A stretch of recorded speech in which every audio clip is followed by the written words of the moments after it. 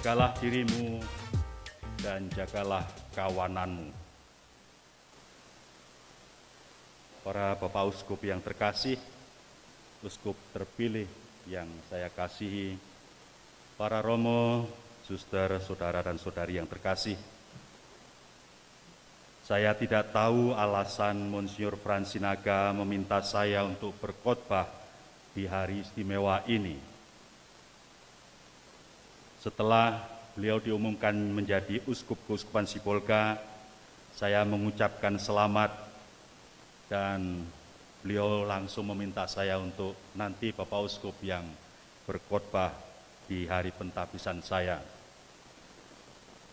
Khotbah ini dengan begitu sudah saya siapkan lama, dan karena tertunda-tunda maka khotbah ini akan sangat panjang. Barangkali beliau meminta saya karena saya akan segera menjadi uskup aktif paling senior di Sumatera. Walaupun senior tidak berarti pandai berkhotbah, saya menyadari itu, saya tidak terlalu pandai untuk berkhotbah. Maka sebelum melanjutkan khotbah saya ini, saya ingin mengatakan cerita berikut. Seorang menulis kritik tentang khotbah pastor. Khotbah pastor sering menjadi bahan kritikan umat, tidak menariklah, tidak berisilah, tidak dipersiapkanlah, dan seterusnya. Seorang menulis kritik tentang khotbah pastor di surat pembaca sebuah surat kabar, katanya, saya sudah ke gereja selama 30 tahun, bukan hanya hari Minggu, tetapi juga hari biasa. Selama itu mungkin sudah 3.000 khotbah saya dengarkan. Sekarang saya sadari tidak satu khotbah pun saya ingat. Saya kira kita hanya membuang-buang waktu mendengarkan khotbah di gereja. Dan pastor itu juga sia-sia sajalah berkhotbah. Surat pembaca itu mendapat banyak sekali tanggapan, hampir semua mendukungnya. Tiap hari macam-macam komentar senada yang menyudutkan pastor. Maka jadilah petang dan pagi, pada hari ke-7, seorang lain menulis tanggapan demikian. Saya sudah menikah selama 30 tahun. Selama itu istri saya telah memasak sebanyak 10.920 kali untuk saya. Itu kalau saya hanya menghitung dia memasak 1 kali sehari. Belum kalau 2 kali atau 3 kali. Tak satu pun menu yang saya ingat. Tetapi saya tahu selama itu dia telah menghidupi saya. Andaikan dia tidak masak untuk saya sudah lama mati. Maka jadilah petang dan pagi. Berikutnya tidak ada lagi komentar tentang khotbah pastor. Memanglah idealnya kami para imam bisa berkhotbah seperti Yesus. Semua mata memandang kepadanya. Semua orang kagum terhadapnya. Tetapi umumnya kalau kita berkhotbah, kami berkhotbah, semua mata merem, mengantuk.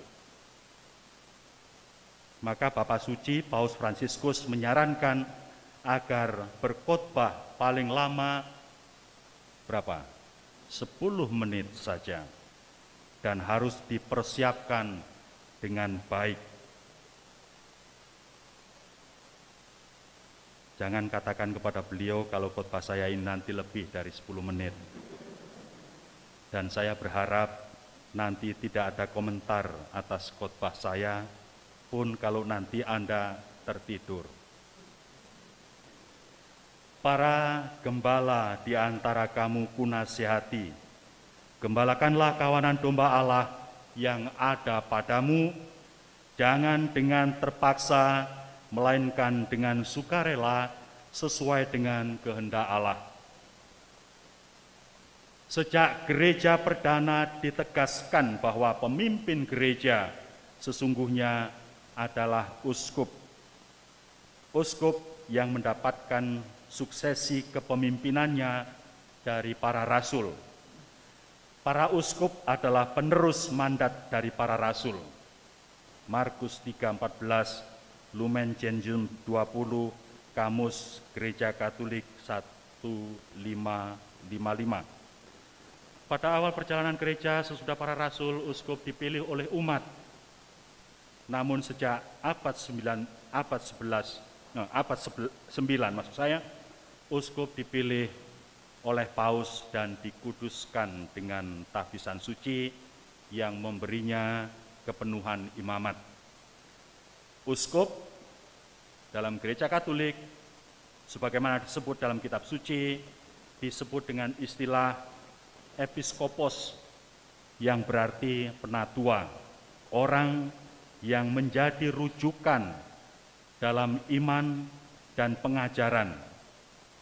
Jadi uskup adalah guru iman, dia juga imam agung dalam ibadat ilahi dan kepala pemerintahan gereja.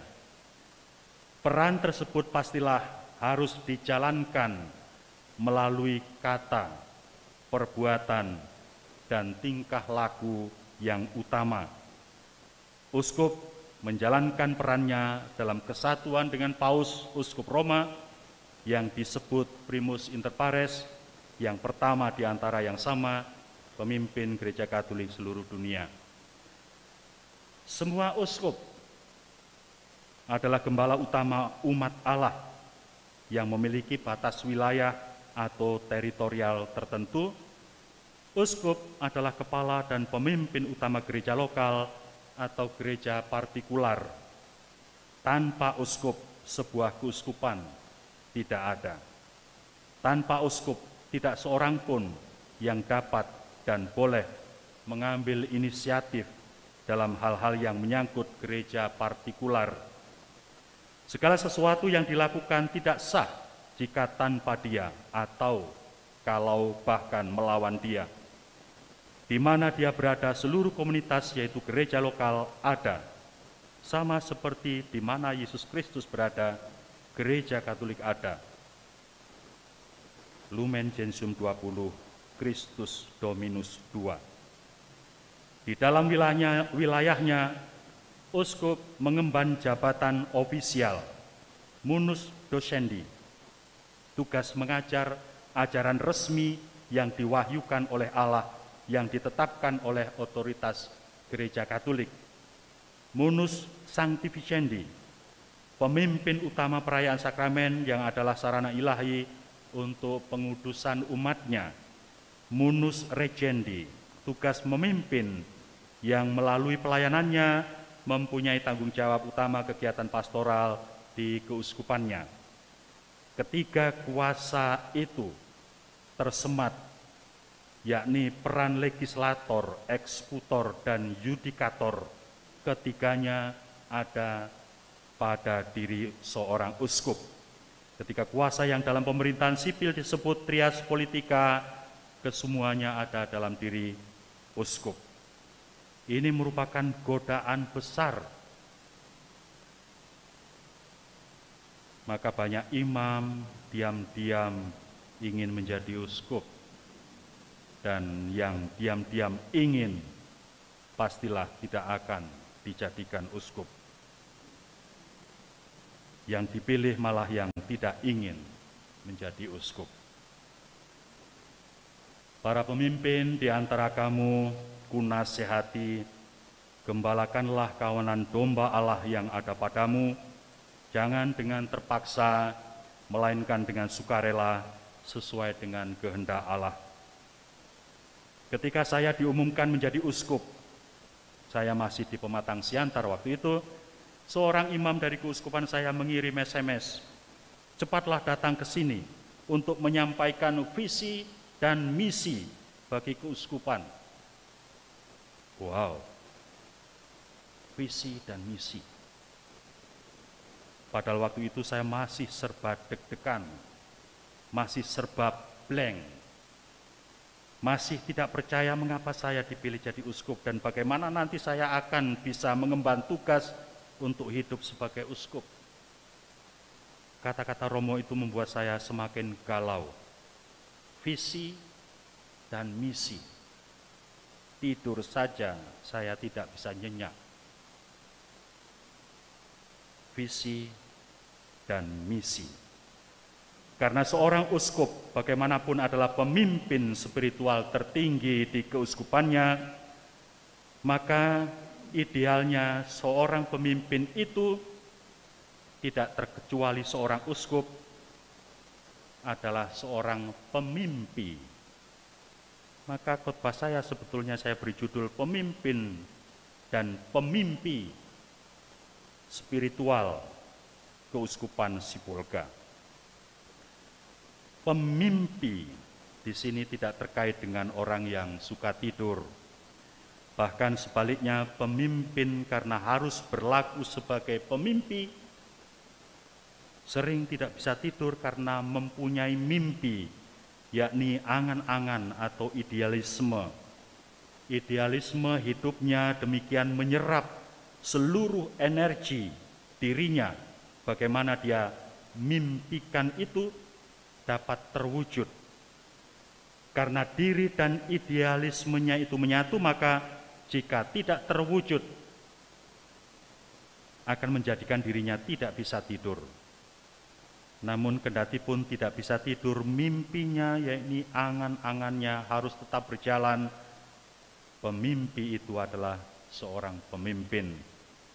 Nabi Yesaya pernah memimpikan masyarakat mesianis yang penuh suasana damai sejahtera, nyaman, tentram, di mana anak domba, di mana anak menyusu akan bermain-main dekat liang ular tedung, dan anak cerai susu akan mengulurkan tangannya ke sarang ular beludak.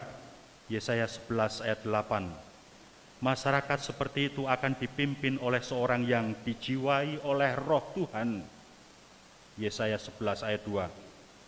Sudah berabad-abad sejak Yesaya hidup, idealismenya itu belum menjadi kenyataan. Apakah mimpinya, angan-angannya harus kita kuburkan bersama pemimpinya? Tidak mungkinkah kita mengharapkan akan muncul pemimpin yang bisa mewujudkan masyarakat yang diimpikannya? Para pemimpin di antara kamu kunasihati, gembalakanlah kawanan domba Allah yang ada padamu. Jangan dengan terpaksa, melainkan dengan sukarela sesuai dengan kehendak Allah. Sesungguhnya semua kita adalah pemimpin, dan maka seharusnya semua kita adalah pemimpi, orang yang merindukan masa depan lebih baik. Sekurang-kurangnya kita adalah pemimpin yang memimpin diri kita sendiri untuk dapat menjadi lebih baik di hari esok, di hari-hari mendatang. Memimpin diri maupun memimpin orang lain, kita semua memimpin setiap saat, baik memimpin dengan baik maupun dengan kurang baik. Memimpin dengan baik, itulah yang seharusnya kita harapkan. Jadi jiwa kepemimpinan itu adalah soal siapa saya dalam kaitan dengan kebutuhan orang lain dan apa yang akan saya lakukan. Seorang pemimpin sejati bukan disuruh baru bekerja atau dikondisikan baru beraksi. Seorang pemimpin bisa saja menyuruh orang lain, namun dia sendiri adalah seorang yang setiap saat menghidupi roh kepemimpinan, semangat yang mengundang kepada pewahyuan diri, pemberian diri secara total, pelayanan yang tanpa pamrih dan tanpa pilih kasih. Seorang yang memberikan contoh baik setiap saat melalui kata dan perbuatan yang baik, baik ketika dilihat orang maupun ketika tidak dilihat orang. Jadi karakter pemimpin pada tingkat pertama bukan pertama-tama apa yang akan dilakukan, melainkan siapa dirinya. Dirinya menentukan apa yang akan dia lakukan. Dengan mendapatkan siapa orangnya, kita bisa berharap dengan sendirinya akan mengetahui visi personalnya. Seorang pribadi yang berkualitas baik akan mempunyai visi atau mimpi personal yang baik. Visi tersebut pastilah akan dikomunikasikan melalui keteladanan hidup hariannya. Visi atau mimpi seorang pemimpin yang berkepribadian baik sungguh-sungguh berakar dalam dirinya. Visi itu merupakan sikap hidupnya sebagai hasil dari refleksinya, siapa diriku, apa kepedulianku, apa yang dibutuhkan orang, apa yang saya sendiri inginkan, apakah ini pas sesuai dengan situasi yang saya hadapi. Seorang pemimpin sungguh adalah seorang pemimpi yang bijaksana. Kepemimpinannya itu adalah gaya hidup dan bukan merupakan suatu tugas atau pekerjaan, bukan sesuatu yang jam-jam tertentu dijalankan dan jam-jam lainnya diistirahatkan. Kepemimpinan itu adalah hidupnya seorang dalam seluruh waktunya, seluruh keberadaannya, seluruh obsesinya. Dalam tradisi Yahudi, kemuritan menuntut duduk di kaki guru, taat, mendengarkan, lalu melaksanakan. Kemuritan Kristiani kurang lebih seperti kemuritan Yahudi. Kita mendengarkan janji Bapak Uskup tadi malam, taat pada gereja, pada Bapa Suci. Mengikuti Yesus, para murid belajar jalan hidup baru kemuritan, yakni menjadi pelayan, taat setia kemanapun dan kapanpun diperintahkan untuk melakukan tugas apapun. Dalam Injil Yohanes setelah membasuh kaki para murid, Yesus berkata, "Mengertikah kamu apa yang telah kuperbuat? Kamu menyebut aku guru dan Tuhan. Jadi jikalau aku membasuh kakimu, aku yang adalah guru dan Tuhanmu, maka kamu pun wajib saling membasuh kakimu." Pelayanan dalam kepemimpinan atau kepemimpinan yang melayani adalah suatu disposisi yang tidak elegan, tidak terhormat. Pemimpin dunia pasti tidak bermimpi untuk menjadi pelayan. Namun dalam gereja, kepemimpinan dan pelayanan selalu dikaitkan satu dengan yang lain. Tidak ada kepemimpinan tanpa pelayanan dan sebaliknya, pelayanan adalah spirit kepemimpinan. Maka istilah pemimpin yang melayani bukan hanya suatu slogan, melainkan jiwa kepemimpinan itu sendiri. Saudara-saudari yang terkasih, dalam Lukas 17:7-10, Yesus memberi perumpamaan tentang relasi Tuhan dan hamba. Para pemimpin dalam gereja adalah orang-orang yang dalam hidupnya wajib mempunyai cara pandang seorang pelayan dan bukan seorang tuan. Seorang pelayan atau pembantu akan lebih mengutamakan orang lain, yakni tuan yang dilayaninya daripada dirinya sendiri. Perhatian pelayan adalah kebutuhan orang lain dan bukan kepentingan dirinya.